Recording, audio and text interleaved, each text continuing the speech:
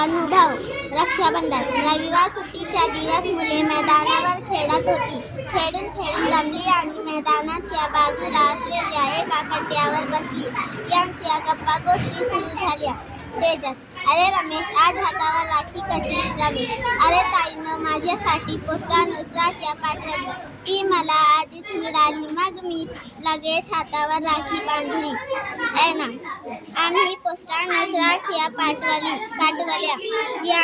त्यांना त्या मिळाल्या असतील. कविता. कुणाला पाठवला गो? ऐना. अगं, आमच्या शाळेत आम्ही एक उपक्रम केला. बाईंनी आम्हाला शाळेत राख्या आणायला सांगितल्या होत्या.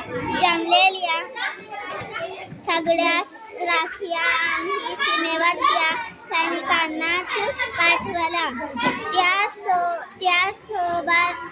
त्यासोबत शुभेच्छा पत्रही पाठवले. तेजस. सीमेवरच्या सैनिकांनाच का?